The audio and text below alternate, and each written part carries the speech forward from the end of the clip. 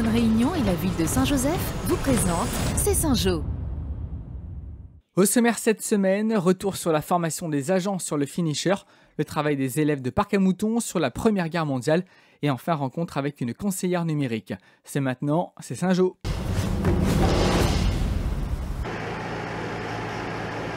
Dépannage, formation, suivi, c'est le quotidien de Benjamin Lapassade, technicien spécialiste du finisher, heureux d'apporter son expertise au-delà de l'Hexagone où il exerce la plupart de son temps un engin bourré d'électronique et de capteurs en tout genre.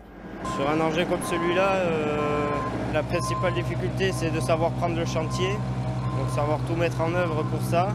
Et après, on a de plus en plus de systèmes électroniques comme des palpeurs. Quelques semaines plus tard, c'est au tour de Jacques Lebon de se rendre au siège de l'entreprise en Seine-Saint-Denis pour 3 jours de stage intensif. La machine, elle est quand même assez complexe, donc la formation était très intense, on va dire 12 heures par jour à peu près. Et les formateurs étaient très accueillants, tout le groupe Viagen Métropole était très accueillant avec moi, j'ai vu leurs locaux et tout. Le but, bien compris, c'est de limiter le temps d'immobilisation du finisher en cas d'incident. C'est maintenant possible avec cet échange. Quand on est élève de CM1 ou CM2 et qu'on étudie l'histoire de son pays, on évoque la Première Guerre mondiale avec curiosité et un peu aussi d'effroi, il est vrai. Ce que je vais beaucoup retenir, c'est que je ne savais pas du tout qu'il y avait des personnes qui sont survécues à des éclats de obus près de leur visage. C'est en questionnant sa mamie que Mitsu a pu retrouver un parent ayant participé au conflit. Notre maîtresse, elle nous avait demandé si on avait des poilus dans notre famille. Et du coup, je me suis renseignée auprès de ma mamie et j'en ai trouvé quelques-uns.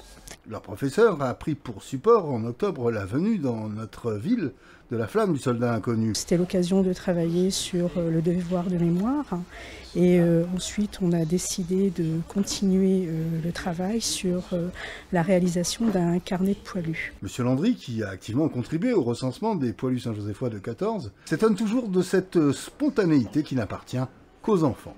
Par la nature de la question, mais c'est vrai qu'elles sont souvent très pertinentes. Aborder l'histoire de cette manière, c'est quand même formidable.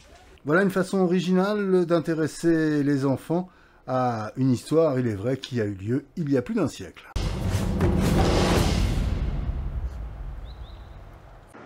On voit, tout y revient sur le côté gauche.